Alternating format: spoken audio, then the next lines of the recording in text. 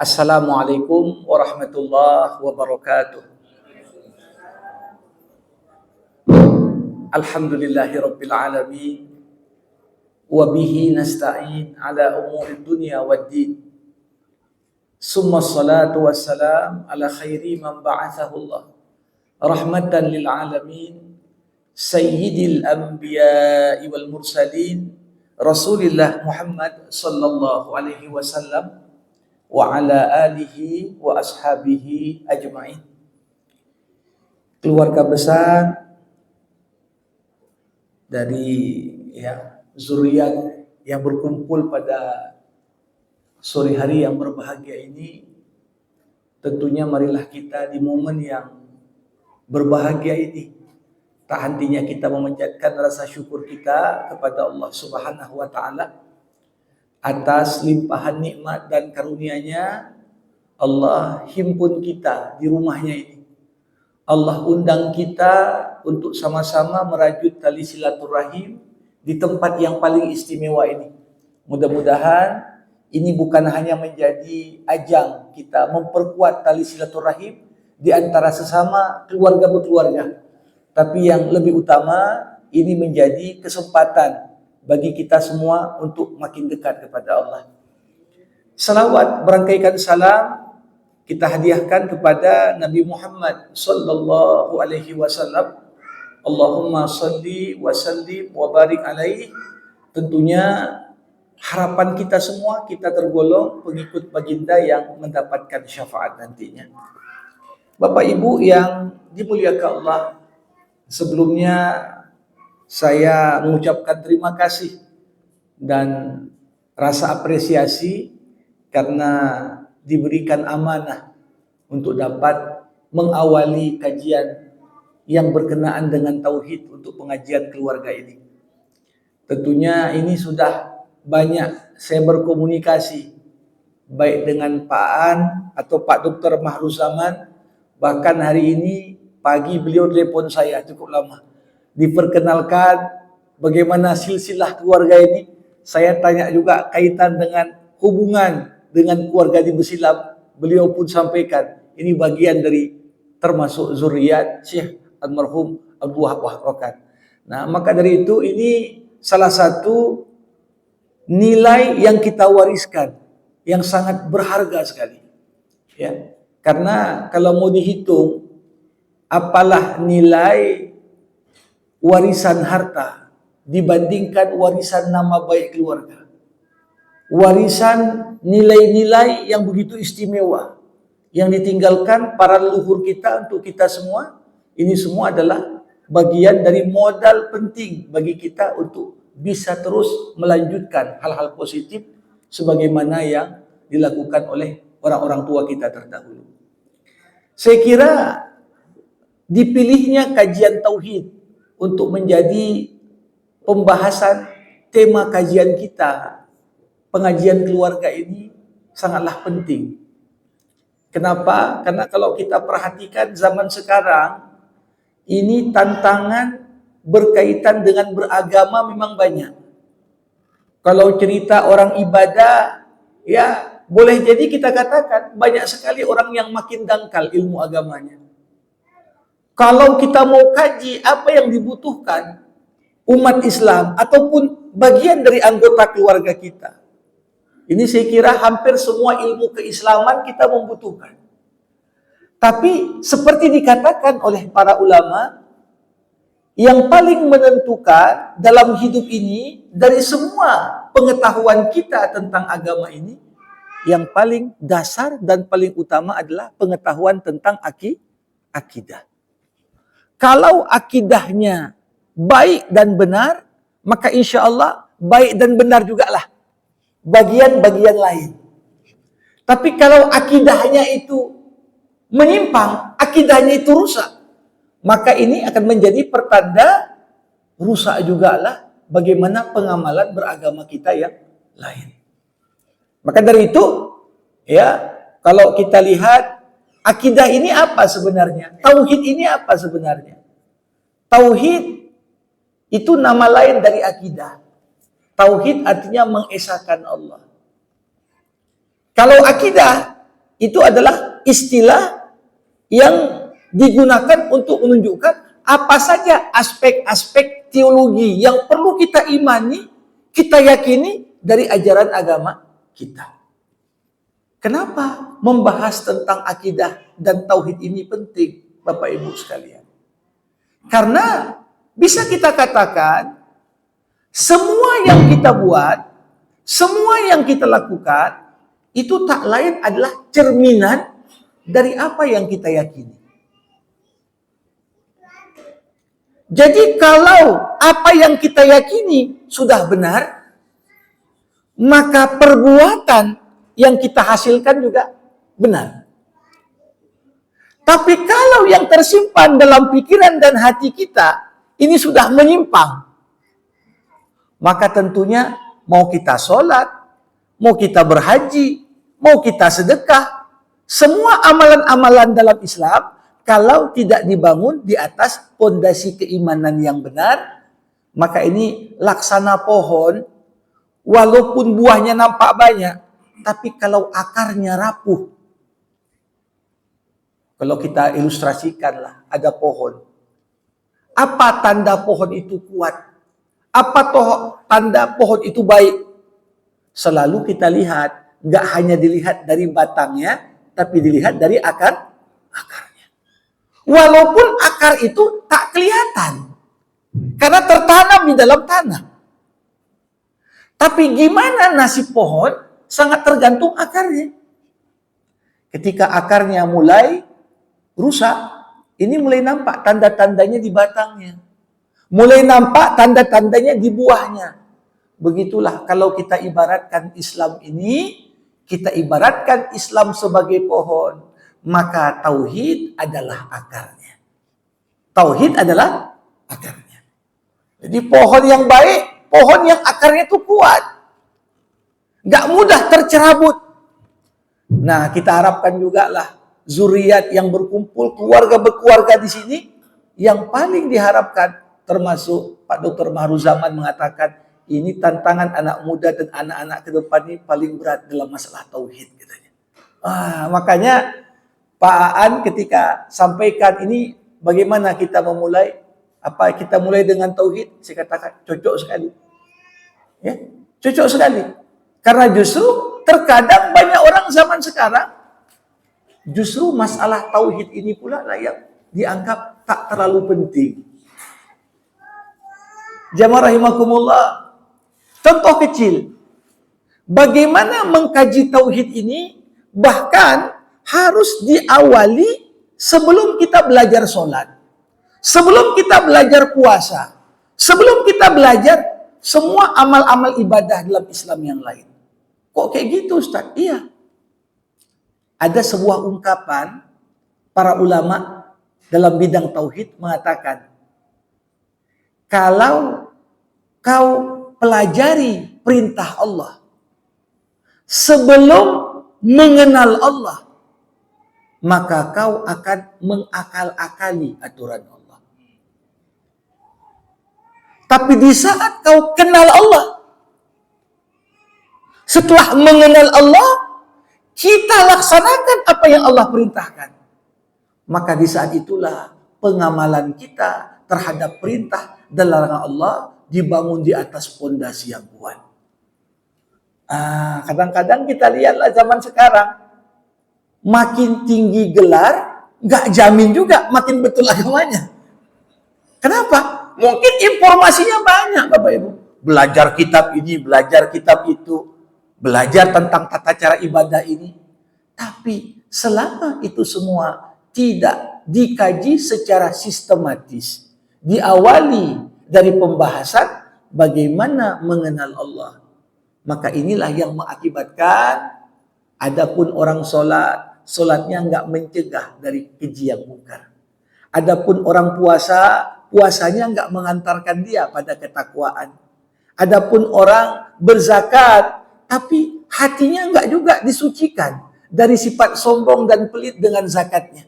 Padahal rukun zakat udah dipraktekkannya semua. Rukun sholat udah dibuatnya semua. Tapi yang satu dia abaikan. Apa itu? dia mengamalkan perintah Allah sebelum mengenal Allah. Nah, jamaah rahimakumullah. Kalau kita bandingkan manusia ini dengan makhluk-makhluk ciptaan Allah lainnya, khususnya binatang, tentunya terdapat perbedaan mencolok antara manusia dengan binatang. Binatang itu ketika bergerak, ketika melakukan sesuatu, apa yang menjadi motor penggerak pada diri binatang? Singa memangsa korbannya. Apa yang menggerakkan singa? Satu ekor induk. Bagaimana dia jaga anaknya itu? Bahkan banyak di dunia fauna itu terpaksa induknya mengorbankan diri demi anaknya bisa tetap hidup.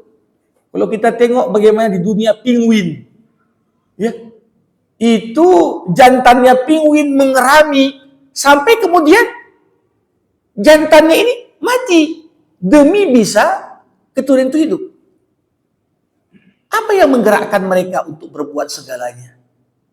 Kalau kita lihat, semua binatang itu digerakkan dengan apa yang disebut dengan insting. Insting. Kita lihat Bapak Ibu, menarik sekali. Bagaimana burung yang menjadikan pohon itu sebagai tempat tinggalnya, dibuatnya rumah di situ. Anak-anak burung tinggal di sana. Induk burung di pagi hari keluar mencari rezeki. Ditinggalkannya tempat tinggalnya itu kadang-kadang bukan lagi berapa kilometer, bermil-mil kadang-kadang. Terbang dia untuk menjemput rezekinya. Tapi betapa luar biasanya, walaupun burung tak punya GPS, gak pernah salah pulang rumah dia. Udah, kadang-kadang berganti musim, berbulan-bulan ditinggalkannya. Dari utara ke selatan, dari selatan ke utara. Tapi ketika balik, gak pernah salah dia. Pertanyaannya, siapa yang nuntun burung itu? Kenapa burung melakukan satu aksi pengorbanan ketika kita kaji sebagai manusia? Oh, luar biasa. Apa yang dilakukan penguin tadi untuk anaknya? Apa yang dilakukan induk monyet untuk anaknya? Ketika kita kaji, padahal yang namanya binatang itu nggak punya akal. Tapi dia bergerak semuanya berdasarkan apa? Insting. Insting inilah dalam bahasa agama disebut level terendah dalam hidayah. Jadi binatang dapat hidayah? Dapat. Tapi hidayah yang Allah berikan kepada binatang itu level paling rendah dari hidayah. Apa itu? Hidayah dalam bentuk insting.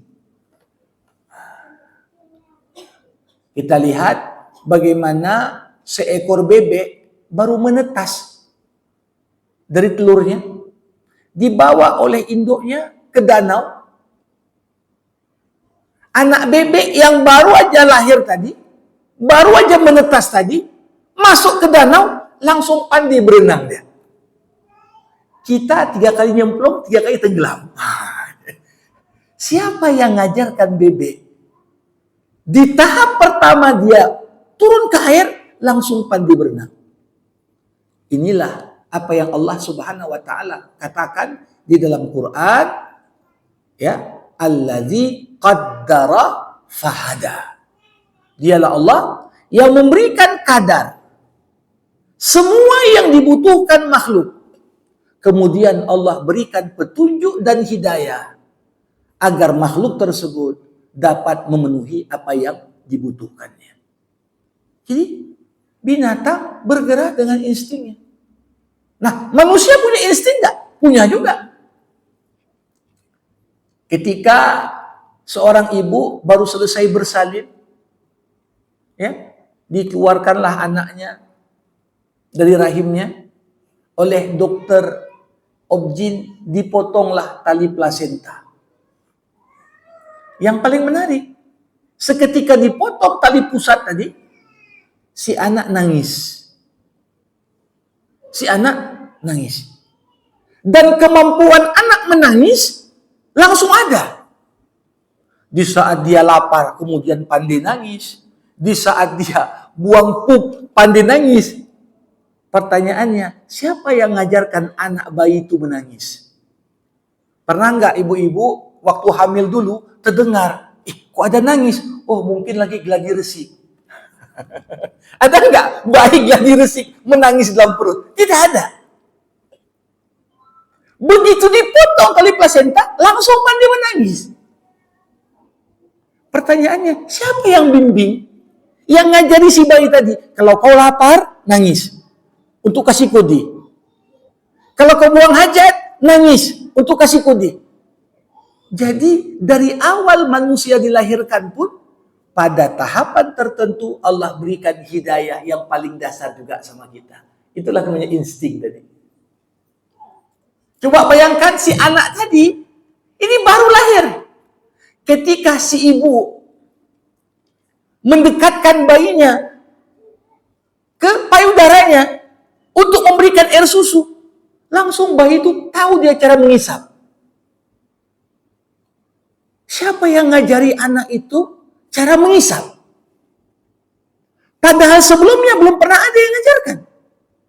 Disinilah alladzi qaddara fahada. Jadi, kalau kita perhatikan bagaimana manusia seperti halnya makhluk-makhluk lain, di awal kehidupan kita, kita pun bergerak karena insting. Tahu kita menangis, tahu kita menyusu. Nah, namun seiring dengan bertambahnya waktu, Bapak Ibu sekalian, apa yang terjadi? Makin sempurnalah panca indera kita. Waktu lahir, mata pun belum bisa melihat dengan jelas. Pendengaran pun belum sempurna. Apalagi kita mau mengecap dan merasa. Apalagi ketika diceritakan tentang kemampuan otak dan akal manusia. Belum bisa. Wallahu akhrajakum min butuni ummahatikum la ta'lamuna syai'an. Dialah Allah yang mengeluarkan kalian dari rahim ibu-ibu kalian dalam kondisi tak tahu apa-apa. Seiring makin berkembangnya kemampuan panca indera kita, makin matangnya akal pikiran kita, mulailah manusia ini menimbang dan mengenal banyak hal. Mulai kita tengok, oh ini namanya air, ini namanya api. Lihat bagaimana rasa ingin tahu luar biasa anak-anak di awal usia pertumbuhannya. Sense of curiosity, rasa ingin tahu. Semua bayi itu mau cobanya. Untuk menunjukkan apa? Rasa ingin tahu yang luar biasa. Namun, jamaah rahimakumullah, di awal kita ini juga karena belum matang berpikir, kita baru mengenal, tapi belum terbentuk konsep-konsep tertentu di pikiran kita. Makanya kalau kita tengok anak bayi, ini kok nggak ada takutnya. Bukan nggak ada takutnya, karena memang belum terbentuk konsep apapun di kepalanya. Nampak ada ular pun mungkin berani dipegangnya. Nampak ada semut pun dipijaknya. Kok berani kali? Nampak ada api pun mau dipegangnya. Kenapa? Karena manusia di momen itu belum tahu. Dia baru mengenal. Ini namanya air, ini namanya api, ini namanya angin, ini namanya apa. Nah, seiring dengan pengalaman hidup kita, mulailah terbentuk konsep-konsep di kepala kita. Kalau nampak air, oh ini kalau lagi haus, enak nih minum air. Air menghilangkan dahaga. Muncul konsep. Nampak lagi gelas, oh gelas ini untuk taruh minuman.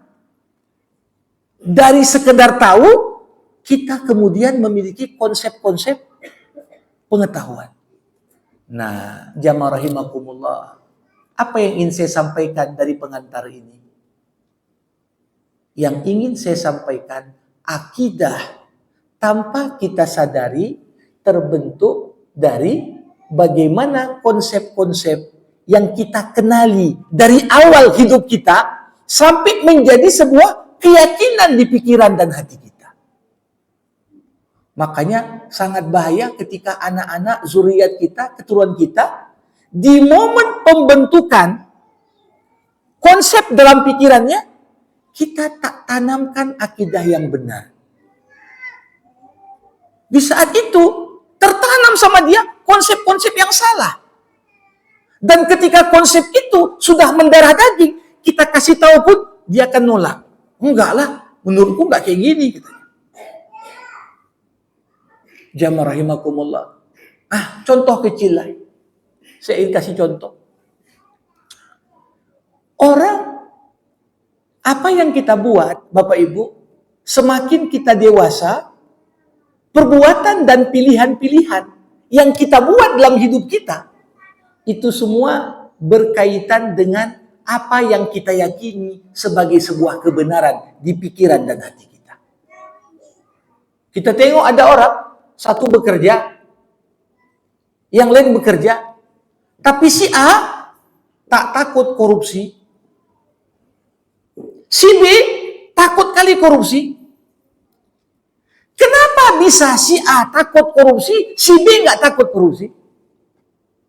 Tanpa kita sadari, ini bukan karena ada kesempatan atau nggak ada kesempatan aja. Enggak. Mungkin si A tadi, kenapa dia takut korupsi? Karena dalam konsep di kepalanya, okelah kau untung dapat duit di dunia, tapi berat kali pertanggungjawabanmu nanti di akhirat. Kalau kau ambil yang bukan hakmu, nanti di padang mahsyar, kau akan memikul apa yang kau curi di dunia untuk kau pertanggungjawabkan di hadapan Allah. Dan namun kok ada yang satu lagi berani aja korupsi dia, bahkan dianggap enteng aja, karena keyakinan yang sama nggak tertanam sama dia. Yang penting korupsi itu pandi-pandi bagi aja itu katanya. Bagi sana bagi sini cocok, aman itu. Lihat, masing-masing bertindak sesuai dengan apa yang dia yakini. Makanya kalau kita tanya, kenapa ada anak udah besar kok durhaka dia sama orang tuanya? Ada anak setelah dewasa berbakti betul dia sama orang tuanya. Makanya kalau kita lihat bakti, nggak berbakti, durhaka, nggak durhaka, ini kembali kepada akidah. Ketika anak pertama menganggap, ya Allah, di saat aku tak bisa apa-apa, orang tua aku berjuang semuanya demi aku. Maka sangat tak pantas ketika aku melupakan jasa baik semuanya dengan berbuat sesuatu yang menyakitkan hatinya. Kalau kita punya konsep pemikiran seperti itu, apa yang terjadi? Paling takut kita menyakitkan hati orang tua kita. Bahkan dalam Quran, jangan kau katakan kepada kedua orang tuamu, dua huruf aja Pak, Tapi kata-kata itu membuat orang tua sakit hatinya. Wah, berat. Tapi di sisi yang lain, zaman sekarang, jangankan bilang yang bunuh orang tuanya pun ada. Yang menjuali aset orang tuanya pun ada. Yang nipu orang tuanya pun ada. Kenapa bisa sampai seperti itu? Ini bukan hanya semata-mata dia tahu atau nggak tahu. Karena dalam perkembangannya dari kecil sampai besar sudah terbentuk konsep pemikiran yang salah. Sehingga tak jarang ada orang ketika buat salah Bapak Ibu nyesal dia. Aduh, kenapa aku bilang seperti ini untuk ayahku? Nyesal. Mungkin malam tak bisa tidur dia. Membayangkan penyesalan itu. Tapi ada orang udah ngambil uang orang lain pun enteng aja dia. Kenapa? Karena dia nggak pernah menganggap perbuatan salah itu adalah salah. Dan sekali lagi, kenapa itu terjadi? Ini berkaitan dengan konsep akidah. Nah, makanya kalau kita lihat Al-Quranul Karim menggambarkan sebenarnya potret keluarga yang baik jika dibandingkan dengan potret keluarga yang buruk, di mana? Keluarga yang baik, esensinya itu dikatakan Nabi seperti tanah yang subur. Tanah yang subur. Tapi keluarga yang rusak, keluarga yang buruk seperti tanah yang gersang. Kenapa dikatakan keluarga yang baik seperti tanah yang subur? Coba bayangkan, kita tancapkan sajalah batang situ, tumbuh dia. Bukan sekedar tumbuh saja. Bagaimana pohon itu kemudian besar, menghasilkan buah. Begitulah potret ketika keluarga kita dibangun di atas pondasi tauhid yang kuat. Ya, zuriat udah lama meninggal, leluhur kita. Kebaikan-kebaikan generasi penerus mengalir juga pahalanya untuk orang-orang terdahulu. Kenapa? Karena dia telah siapkan tanah yang subur agar akar-akar akidah itu tertanam pada jiwa para generasi penerusnya. Tapi apa yang terjadi kalau sekiranya tanahnya itu gersang? Kita tanamkan benih paling bagus pun kering dia. Kering dia. Bayangkan dikatakan oleh Rasulullah, semua anak ketika lahir itu sebenarnya kan bagus semua, fitrah. Semua manusia dilahirkan dalam kondisi fitrah. Tapi kapan manusia rusak? Kedua orang tuanya lah yang membuat dia jadi Yahudi, membuat dia jadi Nasrani, membuat dia jadi Majusi. Maka saya sangat mengapresiasi pengajian ini, tentunya apalagi berangkat dari kita sekarang. Tantangan zaman sekarang ini, Bapak Ibu, tantangan yang jauh lebih berat dibanding mungkin masa Pak dulu masih muda. Kenapa? Data di 2016, data di Majelis Indonesia, Ulama Indonesia Pusat, itu di Indonesia terdapat sekitar 2.500 aliran sesat.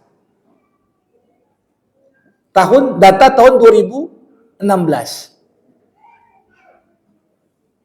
Dan disampaikan oleh tim pencari fakta dan bukti itu, 2.500 yang terdata itu yang jelas di mana kantor sekretariatnya.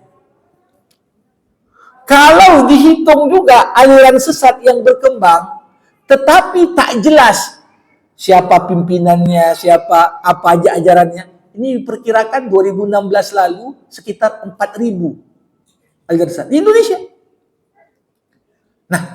Nah aliran sesat inilah yang tadi akan mempengaruhi konsep-konsep apa yang tertanam pada diri kita.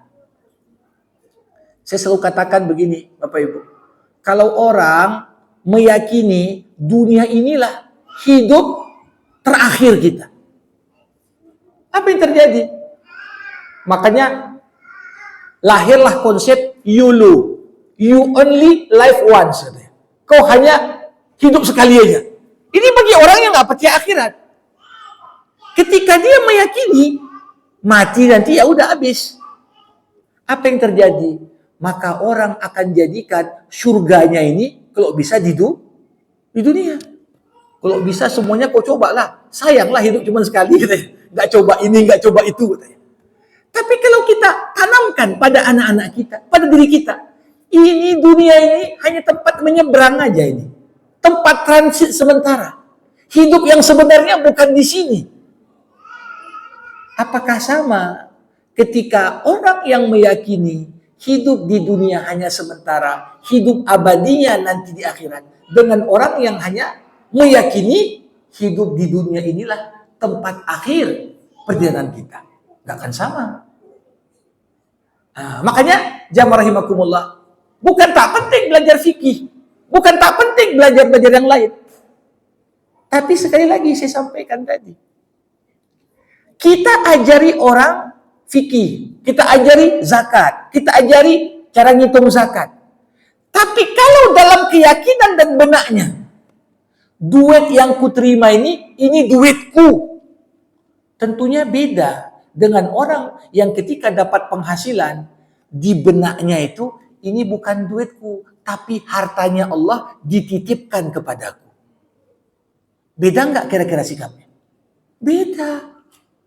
Ketika kita anggap uang di rekening kita itu uang kita. Begitu kita keluarkan zakat, kita merasa banyak kali keluar duit di zakatnya. Kenapa? Habis uangku. Tapi di saat kita meyakini ini memang uangnya uang Allah, bukan uang kita, maka begitu kita zakatkan, kita nggak pernah merasa uang kita berkurang. Kenapa? Sama seperti kalau kita punya dua rekening, Bapak Ibu. Ada rekening misalnya dia BSI, ada lagi rekening muamalat misalnya. Kalau dia pindahkan saldonya dari rekening BSI-nya ke rekening muamalatnya, mungkin kalau ditengok di buku tabungan berkurang. Tapi secara umum berkurang nggak duitnya? Enggak. Karena rekening muamalat itu punya dia juga. Begitulah ketika kita bersedekah, berzakat dengan akidah yang benar. Dengan akidah yang benar, kita nggak akan pernah merasa zakat itu mengurangi hartaku. Kenapa? Karena rekening kita di dunia berpindah ke rekening kita di akhirat. Ini yang ingin saya sampaikan. Makanya konteks akidah ini masuk ke segala hal. Dan betapa pentingnya pembahasan akidah. Nah, di pertemuan pertama saya ingin awali. Ini apa yang paling penting dari masalah akidah. Ini kan yang berkumpul nih zuriat Syekh Abdul Wahab Rokan. Ya, ini di kalangan ya warga bersilam, di kalangan orang-orang yang mengikuti ajaran tasawuf, ada sebuah kaidah yang diambil dari hadis Nabi. Apa kata Nabi? Man arafa nafsahu faqad arafa rabbahu.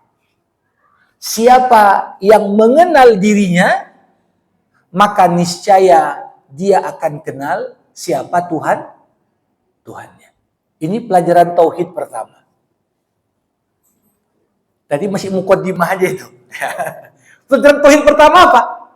Kalau kau ingin agamamu baik, kenali Tuhanmu. Bagaimana cara mengenal Tuhan?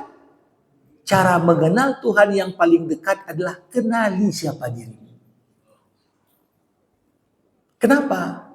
Dari ujung rambut hingga ujung kaki kita ini semua, Bapak Ibu, tercermin tanda-tanda kebesaran Allah.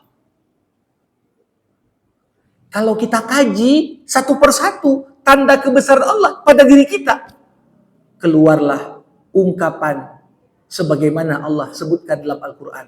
Rabbana ma khalaqta hadza batila. Ya Allah, gak ada satupun dari apa yang kau ciptakan pada diriku yang sifatnya sia-sia. Jadi kalau kita sadar siapa diri kita, gak mungkin kita bilang alam semesta ini ada karena kebetulan. Ini kan orang yang mengatakan gak ada Tuhan, atau mengatakan ini ada karena sebuah accident, kecelakaan. Ini orang yang gak mungkin. Jamaah rahimakumullah. Kalau saya katakan ada tulisan di papan tulis, tulisan tertentu, semua dari kita dengan logika sederhana akan mengatakan gak mungkin ada tulisan kecuali ada yang nulis. Mungkinkah ada tulisan tanpa ada yang menuliskannya? Gak mungkin. Kalau saya katakan saya lempar spidol. Tiba-tiba spidolnya ini menuliskan puisi Khairil Anwar, misalnya. Aku ingin hidup 1000 tahun lagi dan sebagainya. Ya. Kira-kira yang dengar ucapan saya, percaya nggak? Orang bilang, nggak mungkin lah Ustadz. Masa dilempar spidol bisa terbentuk puisi? Nggak mungkin. Yang mengatakan alam semesta beserta segala isinya ini ada dengan tiba-tiba tanpa ada yang menciptakannya, sama seperti yang mengatakan ini syair ini tiba-tiba aja ada, nggak ada yang tulis. Nah, bagaimana kita mengenal Allah? Dari diri kita.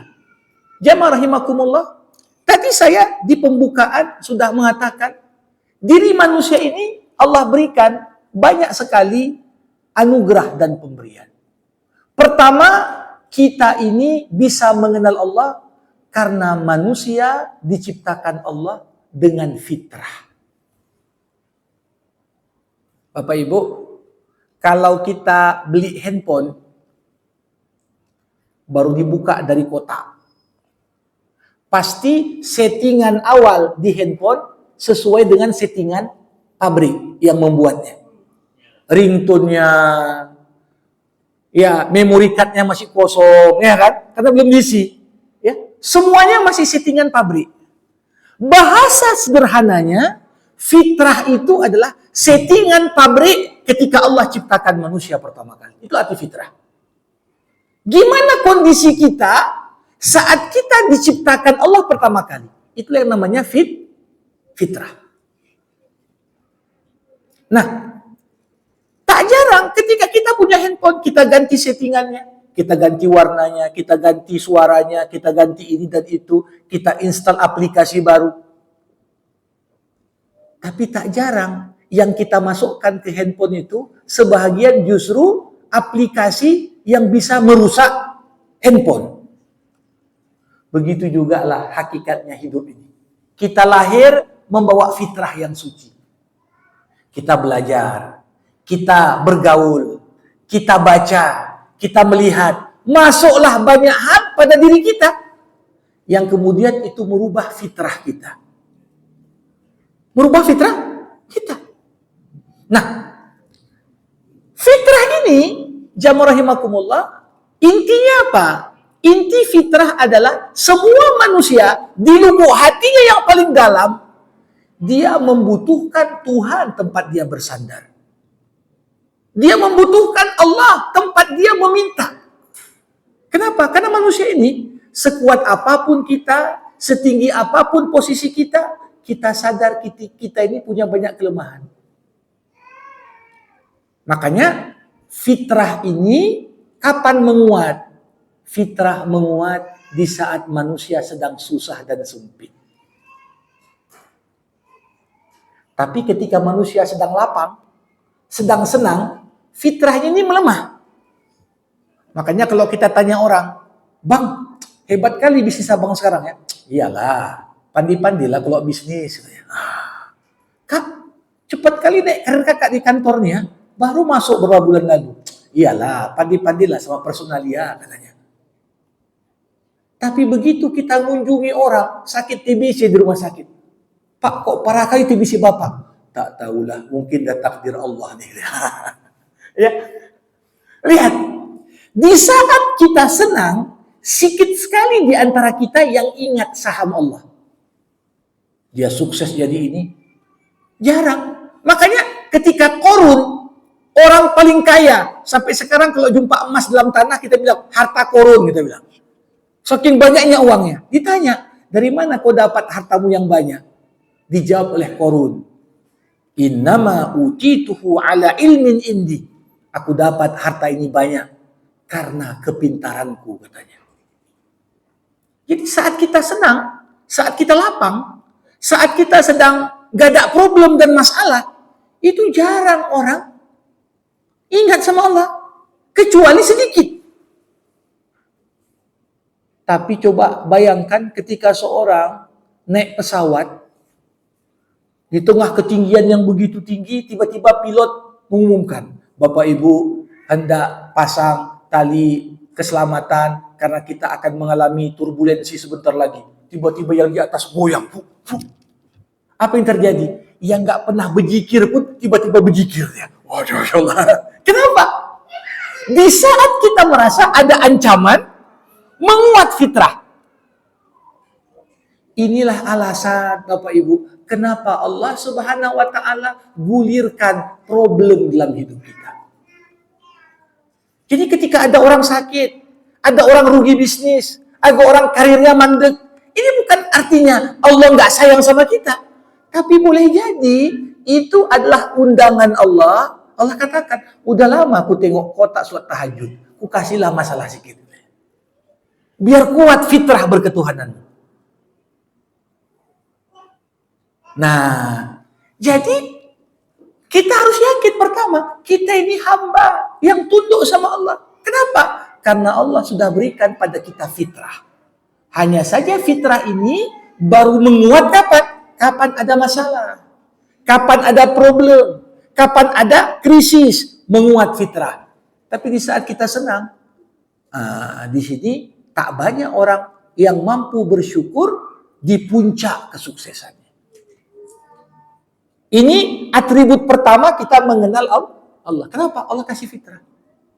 Yang kedua, jamaah rahimakumullah, Allah berikan juga kepada manusia ini hidayah bentuk kedua setelah fitrah. Inilah yang namanya hidayatul hawas. Allah kasih petunjuk dalam bentuk apa? Indra. Kita bisa melihat, kita bisa mendengar, kita bisa meraba, kita bisa mengecap, kita bisa merasakan. Dan kita, panca indera ini kan sumber utama informasi yang dikirimkan ke akal ataupun otak kita. Gimana otak bekerja? Otak nggak bisa bekerja kalau nggak ada asupan informasi dari panca indera. Ketika seorang melihat ada asap, dikirim oleh penglihatan sinyal ke otak. Nampak asap. Maka otak pun berpikir, oh, tak ada asap, kecuali pasti ada api. Tapi kalau nggak nampak, gimana dia tahu ada api? Ya, begitu juga. Begitu dia cium, kok agak bau nih. Ada bau, berarti ada kentut katanya.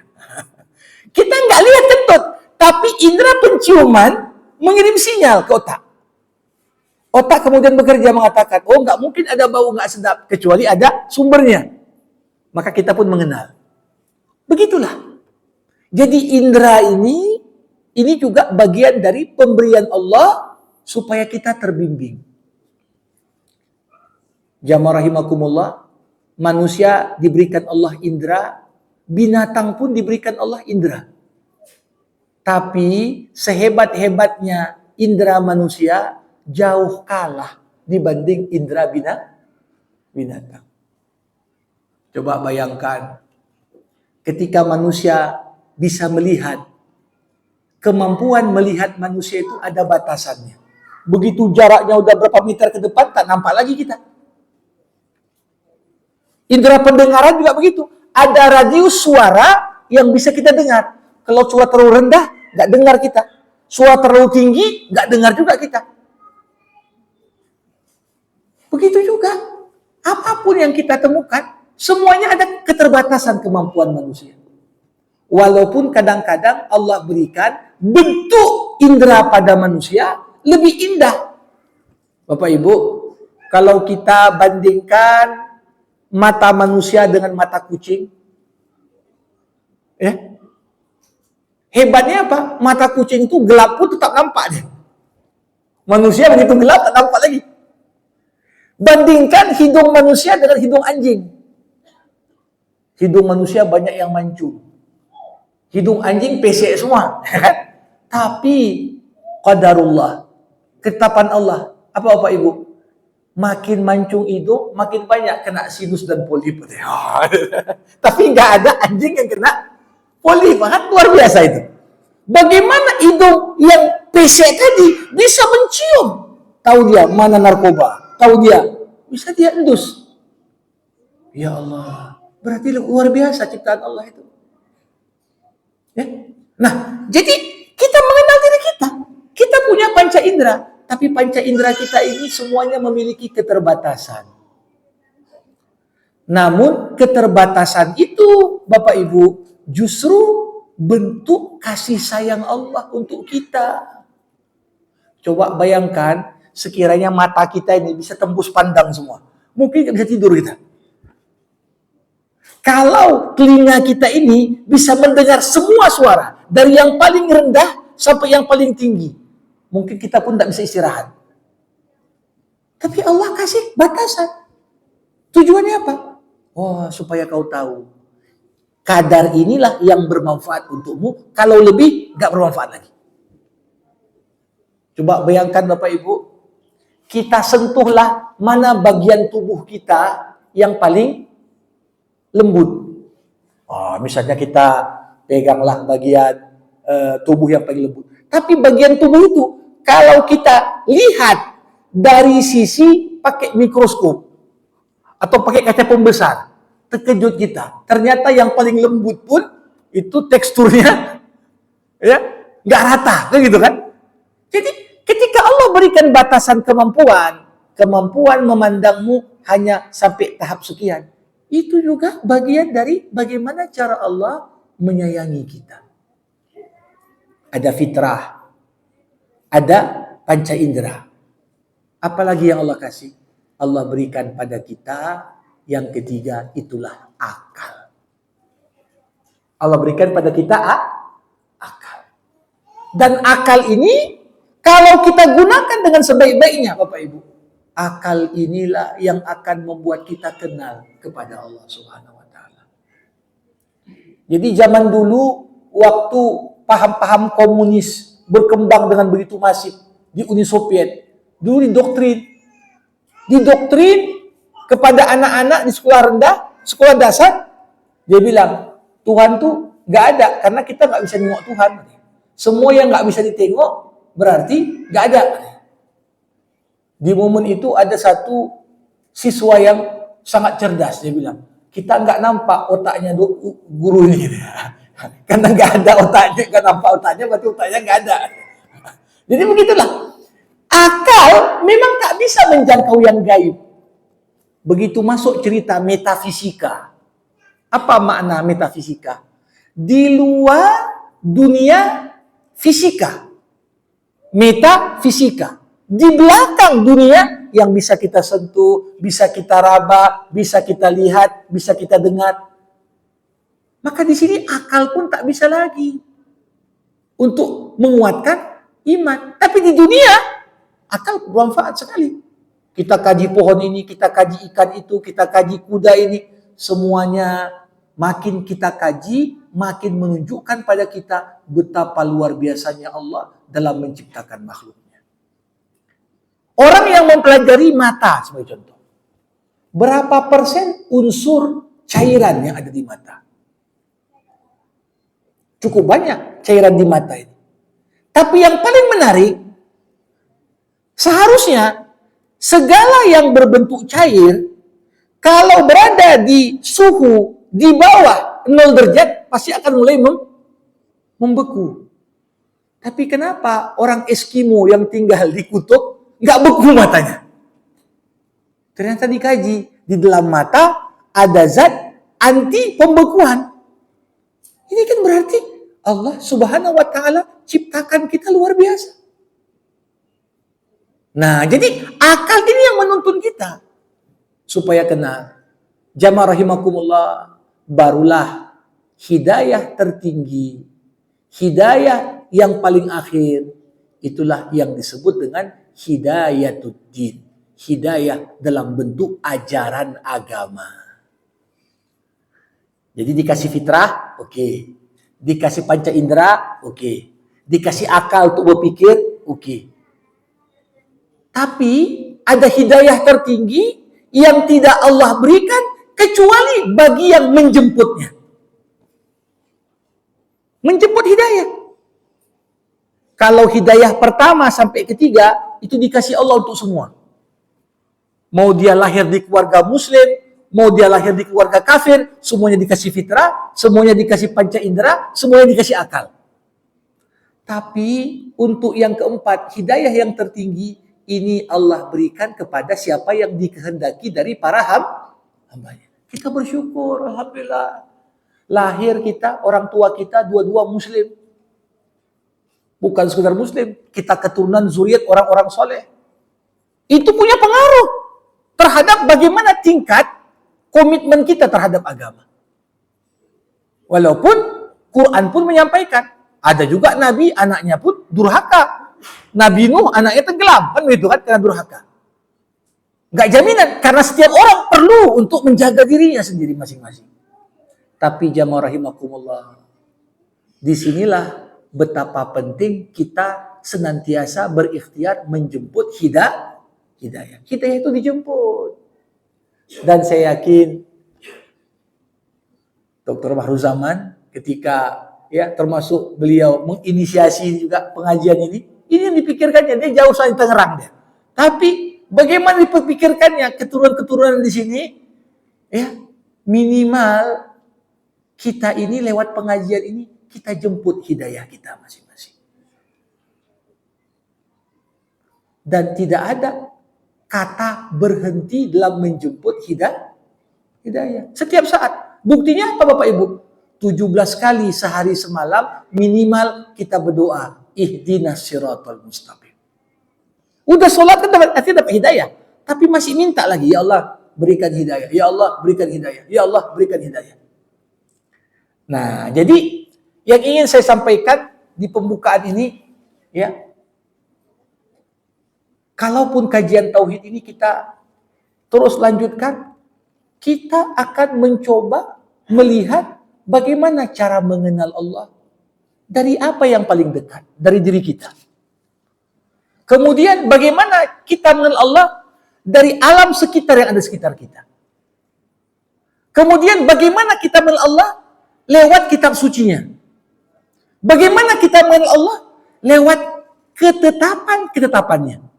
Kadang-kadang kita merasa ini takdir Allah ini kok agak berat kali ini. Di balik takdir Allah itu pun kita bisa mengenal Allah. Mengenal Allah lewat nama-namanya yang indah, Asmaul Husna.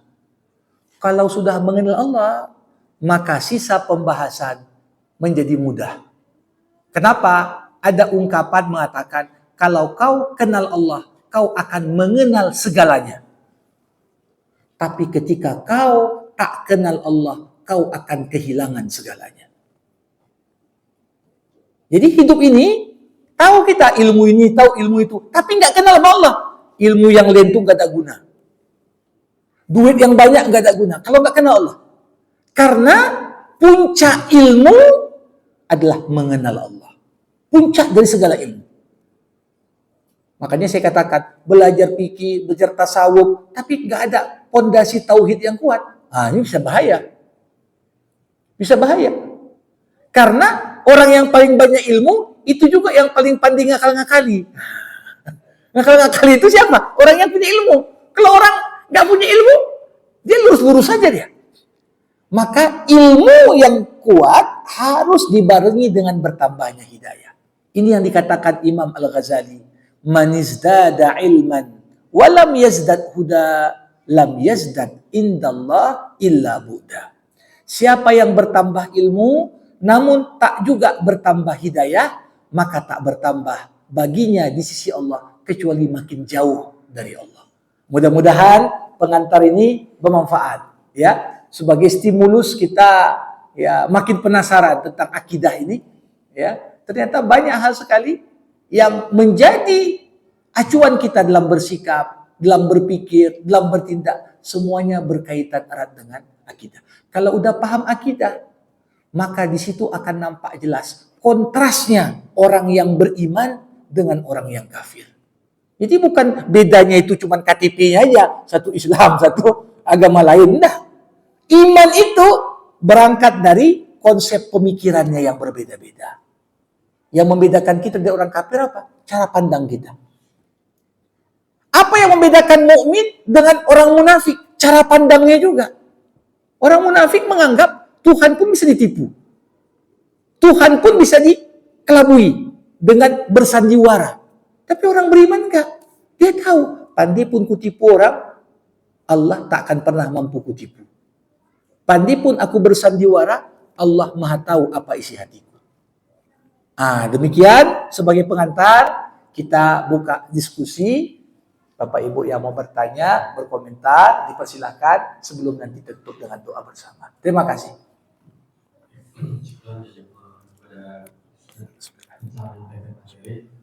Mungkin abang kakak manakah yang ingin berdiskusi tanya terkait materi yang disampaikan oleh guru kita. Mungkin kita buka sesi 3 pertanyaan saja. Ya, baik. Ya, baik, boleh. Ya. Silakan. Assalamualaikum warahmatullahi wabarakatuh. Waalaikumsalam warahmatullahi wabarakatuh. Sekalian memperkenalkan diri, alhamdulillah kebetulan saya dipercaya oleh Julian, kalau namanya Pak Ustadz Julian Fakih Haji Naimuddin. Allah. Ya, ya, Jadi Pak Julian. ya, Jadi ya. kita kalau totalnya ke 350-an Ah, tersebar di Indonesia. Jadi 40 sampai 60% di sekitar Medan. ya, ya, ya. Jadi sekitar 130 ada di Medan. Hmm. Jadi yang ingin saya tanyakan,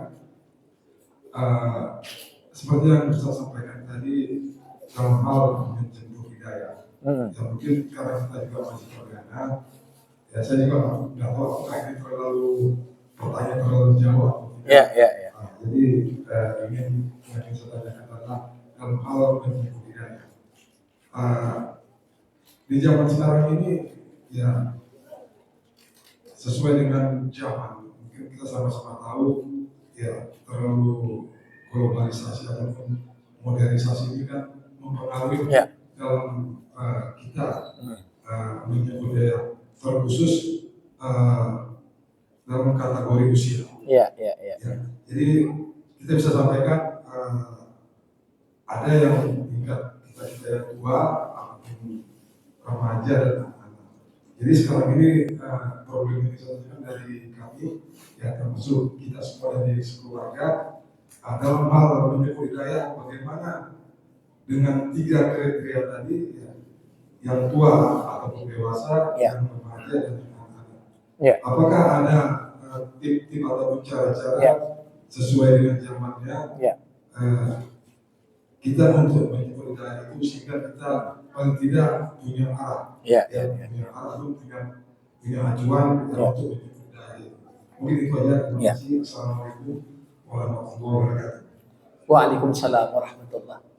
Ini mau dikumpulkan aja dulu, saya sekejap boleh? Ya. Oke, mungkin ada lagi yang mau bertanya?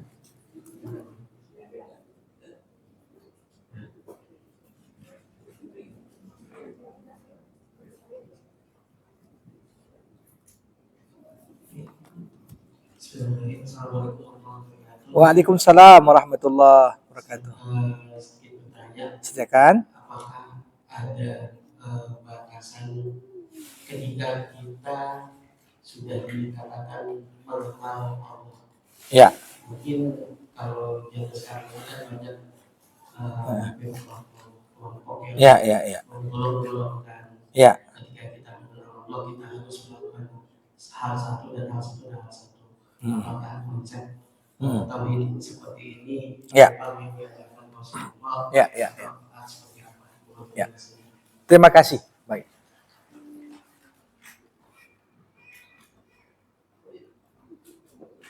Ada lagi mungkin ibu-ibu satu. Nah, berarti dua aja ya. Mungkin cukup dua aja. Boleh, boleh. Ya. Terima kasih. Ada, silakan, silakan. Assalamualaikum warahmatullahi wabarakatuh. Waalaikumsalam warahmatullahi wabarakatuh. Ya. Saya adalah mereka ini. Ya, ya, ya. Saya Mahmud Fakih. Oh ya, ya, ya. Yang saya tanya begini Pak. Apakah ini indah ya? Apa ini tahu? Saya selalu berpikir Allah itu selalu memberi ilmu kepada hambanya untuk memudahkan hambanya sehingga hamba ini banyak mudah dengan Allah. Ya, ya. Saya ambil contoh satu, jalan tol. Ini begitu ya, begitu ya. Kalau lagi ilmu jalan tol yang diberikan Allah, kita bayangin bagaimana macetnya. Ya. Nah, mau ke berapa, berarti Ya. kita jalan. Betul. Salah satu mikirnya inilah kasih Allah pada hamba. Ya. Apa itu termasuk tauhid atau hidayah itu? Ya, ya, ya. Baik. Baik. Waalaikumsalam. Baik, terima kasih.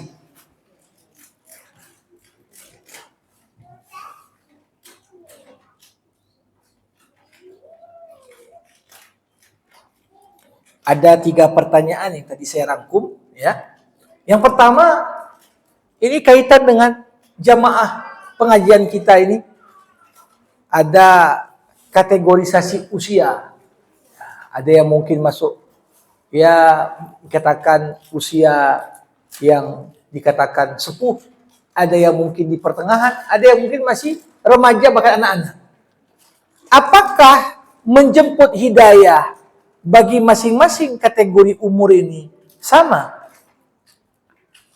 Jamaah rahimakumullah. Nah, kalau kita melihat sebenarnya kunci dari menjemput hidayah adalah manusia jujur kepada Allah, niscaya Allah pun jujur kepadanya. Ini kata kuncinya. Saya pernah membaca sebuah artikel. Ada seseorang di Finlandia, jauh ini, negara Skandinavia di Eropa Utara. Ada orang di Skandinavia, di Finlandia, belajar Islam sampai masuk Islam tanpa pernah jumpa dengan seorang Muslim pun. Dari mulai dia belajar, baca di internet, dia nggak pernah nengok Muslim langsung. Baru dia jumpa Muslim langsung kapan? Ketika dia putuskan setelah berislam mau naik haji. Begitu dia sampai di sana, ditengoknya, oh ternyata lain juga isi Islam dengan perilaku umat Islam. Baru dia mengatakan, syukurlah aku udah masuk Islam duluan sebelum nengok orang Islam. Kalau nengok orang Islam duluan, mungkin gak jadi masuk Islam. Nah ini kan sesuatu yang kalau kita ukur dengan akal dan logika, berarti memang siapa yang sungguh-sungguh untuk mencari jalan yang benar, Allah tuntun dia. Apalagi dikatakan oleh Nabi Muhammad dalam sebuah hadis, tidak akan datang hari kiamat kecuali semua rumah di timur dan di barat kecuali akan sampai kepada mereka tentang agama ini. Jadi, jamaah rahimakumullah, sebenarnya seperti yang saya katakan tadi, hidayah umum Allah kasih semua. Dan dikasih akal sehat untuk berpikir waras, dikasih panca indera untuk menangkap informasi, diberikan fitrah juga. Namun hidayah umum ini sering sekali tidak langsung memberikan pengaruh kepada kita ketika sampai. Kenapa? Karena resistensi, penolakan terhadap hidayah itu pun ada. Zaman sekarang kan kita sering istilahkan, oh jangankan di Eropa atau di Amerika, di Indonesia pun ada yang namanya Islamophobia. Orang ditakut-takutkan dengan Islam. Ketika berjenggot sedikit agak lebat, oh ini teroris ini. Begitu misalnya belajar kajian Islam, langsung ada stigma negatif. Nah, ini kan tentunya jadi penghalang. Orang mau cari kebenaran, tapi berita-berita yang berseliweran kadang-kadang membuat kita ragu. Betul nggak yang aku belajar ini? Jangan-jangan aku jadi orang ekstremis dan lain sebagainya. Kan begitu. Nah, maka sebenarnya apakah cara menjemput hidayah itu esensi hidayah sama untuk semua umur? Tapi bagi kita yang mengajak orang untuk menjemput hidayah, ini pendekatannya pun harus kita sesuaikan. Karena masing-masing orang juga punya, ya artinya karakter yang berbeda. Ya misalnya angkatan tahun sekian, ini kan beda juga cara berpikirnya dengan angkatan bawahnya. Makanya ada hadis Nabi, sampaikanlah dakwah sesuai dengan level intelektual orang yang kau dakwahi. Ketika dia mau ceramah misalnya, di mana? Di tempat orang-orang di pasar. Jangan macam dia ceramah di kampus. Nggak nyambung, kan begitu? Nah, begitu juga. Jadi, sekarang sudah sangat bagus. Banyak ceramah-ceramah itu sudah bersegmen deh. Ini segmen untuk rumah tangga baru. Masuk nyampaikan doktrin hidayah dari apa? Problem-problem ya anak-anak muda yang baru di awal usia perkawinan. Ada mungkin berdakwah nyampaikan bagaimana cara menjemput hidayah. Ini untuk anak-anak yang masih anak-anak. Lewat kisah-kisah. Intisari hidayahnya ya sama. Tapi gimana kita mengantarkan hidayah itu? Ini yang perlu ada penyesuaian. Karena jangankan kita zuriat dibesarkan mungkin di satu keluarga hampir sama metode pendidikannya, yang kadang-kadang dua orang sama-sama kembar saja beda. Maka tiap orang itu ya artinya perlu ada treatment khusus, cara-cara yang tepat sasaran sesuai dengan kecenderungan yang dimiliki oleh orang yang bersangkutan. Makanya cara kita menyampaikan dakwah dan hidayah pun ini beda-beda. Sifat para nabi pun beda-beda. Ada nabi yang main langsung aja hantam aja macam Musa misalnya. Beda karakter Musa sama Harun. Beda karakter Harun dengan Isa. Beda karakter Muhammad dengan Isa. Beda karakter Ibrahim dengan Nuh. Nah, ini kenapa? Bukan hanya semata-mata perbedaan karakter manusianya, tapi siapa yang ingin dihantarkan menjemput hidayah. Tantangan tiap zaman itu kan beda-beda. Ketika kita cerita hidayah untuk anak-anak muda yang belum nikah, ini tantangan paling berat sama anak muda ini, gimana dapat jodoh yang betul, kan gitu. Ditengoknya. Tapi bagi yang sudah cucunya pun 10, nggak penting lagi itu sama dia, kan gitu kan. Jadi ada prioritas-prioritas yang perlu untuk kita sesuaikan dan cocokkan. Tapi intisari hidayahnya sama aja.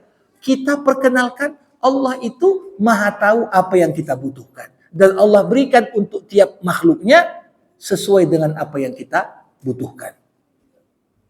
Demikian. Tadi ada pertanyaan kedua.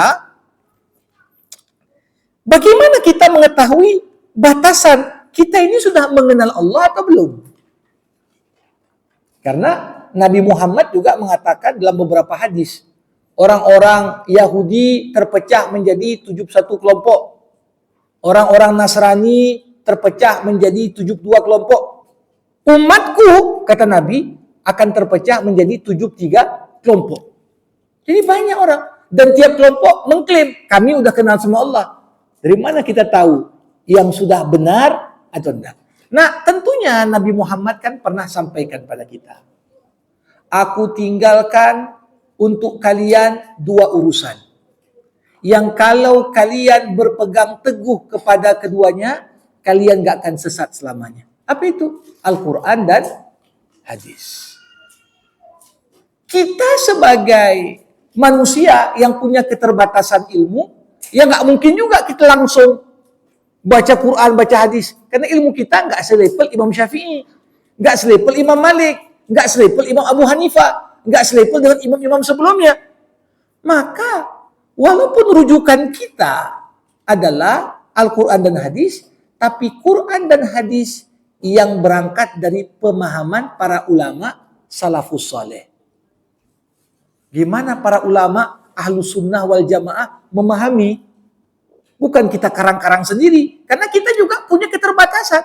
Nggak bisa langsung paham ayat kalau nggak merujuk ke kitab. Jadi batasan mana kita mengenal Allah. Tapi tanda kita mengenal Allah. Apa itu? Tertutupnya ruang dalam hati kita berburuk sangka sama Allah. Itu tanda yang paling dasar. Kalau ada orang diuji Allah dengan penyakit, masih terpikir dia, jangan-jangan Allah nggak sayang sama aku. Belum kenal Allah berarti dia. Belum kenal sama Allah. Apapun yang Allah timpakan, dari apa yang tak mengenakkan hati, kalau kita buka lebar-lebar, prasangka yang tak tepat untuk Allah. Itu tandanya kita belum mengenal Allah. Makanya ada perkataan disampaikan Ali bin Abi Thalib, suami dari Fatimah, menantu Rasulullah. Apa kata Ali bin Abi Thalib? Lau kushifal ghita mazdadtu yaqina. Sekiranya tabir gaib, hal-hal yang belum terjadi, dibukakan di depan mata kita, kata Ali, kita nggak akan pilih kecuali apa yang Allah pilihkan untuk kita. Karena sebenarnya apa yang Allah izinkan terjadi dalam kehidupan ini, dari berbagai pilihan yang ada, itu udah pilihan yang paling baik yang Allah pilihkan. Ini tandanya kita sudah mengenal Allah. nggak mengeluh, nggak berkeluh kesah, nggak berburuk sangka. Ini kunci. Gimana caranya? Ya tetap mengenal Allah sesuai dengan petunjuk yang ada dalam Quran, dalam hadis, sesuai dengan pemahaman ulama-ulama yang benar, salafus saleh. Nah, yang ketiga, tadi pertanyaan, ya manusia ini buat jalan tol. Dengan jalan tol ini, ya bisa menyelesaikan banyak sekali permasalahan. Jarak yang jauh bisa ditempuh dengan waktu yang singkat. Nah, jadi yang membuat manusia terpikir untuk buat jalan tol, itu juga sebenarnya bagian dari tuntunan Allah, hidayah Allah. Jadi apakah itu bagian dari hidayah? Iya. Jadi Allah menuntun kita untuk melakukan segala yang membawa kebaikan dalam diri kita. Manusia belajar menjahit, belajar bertani, belajar industri. Kembalinya untuk manusia juga. Jadi semua apa yang kita butuhkan, siapa yang mengilhamkan? Allah. Itu bagian dari hidayah. Kalau secara spesifik, namanya itu hidayah taufik. Taufik artinya apa? Allah tuntun kita kepada urusan yang membuat urusan kita menjadi mudah dan ringan serta lancar. Karena kadang-kadang kalau Allah tutuplah pintu petunjuk tadi, nggak terpikir juga kita untuk buat jalan tol gitu. Nggak terpikir juga kita untuk melakukan banyak perbuatan-perbuatan yang lain. Nah, jadi itu bagian dari hidayah yang Allah berikan. Insya Allah, ya, ketika nanti mengenal Allah, kita bisa mengenal Allah lewat hidayah-hidayah yang diberikannya. Nanti termasuk bagian dari bagaimana kita mengenal hidayah dengan lebih spesifik, dan termasuklah menjemput hidayah tadi, bagaimana langkah konkretnya, insya Allah bisa dibahas di pertemuan-pertemuan berikutnya. Demikian dari saya, terima kasih, dan tentunya mari sama kita tutup ya dengan doa. Alhamdulillahirabbil alamin. Hamdan yuwafi ni'amah wa yukafi'u mazidah. Ya Rabbana lakal hamdu kama yanbaghi li jalali wajhikal karim wa li 'azimi sultanik. Allahumma salli ala sayyidina Muhammad wa ashghil adh-dhalimin bidh-dhalimin wa akhrijna min bainihim salimin. Allahumma 'allimna ma yanfa'una wanfa'na bima 'allamtana wa zidna 'ilma innaka antal 'alimul hakim. Allahumma arinal haqqa haqqa warzuqna ittiba'ah wa arinal batila batila warzuqna ijtinabah. Allahumma ighfir lana dhunubana wa liwalidayna wa liikhwanina alladhina sabaquna bil iman wa la taj'al fi qulubina ghillan lil ladzina amanu rabbana innaka ra'ufur rahim. Allahumma ya muqallibal qulub thabbit qulubana ala dinik wa ala ta'atik. Wa ya musarrifal qulub sarrif qulubana am ma'siyatik. Allahumma ja'al jam'ana hadza jam'an marhuma wa tafarruqana min ba'dihi tafarruqan ma'suma. Rabbana atina fid dunya hasanah wa fil akhirati hasanah wa qina 'adzabannar wa adkhilnal jannata ma'al abrar ya aziz ya ghaffar. Wa sallallahu ala sayyidina Muhammad wa ala alihi wa sahbihi ajma'in. Walhamdulillahi rabbil alamin. Terima kasih. Mohon maaf atas segala kekurangan. Wassalamualaikum warahmatullahi wabarakatuh.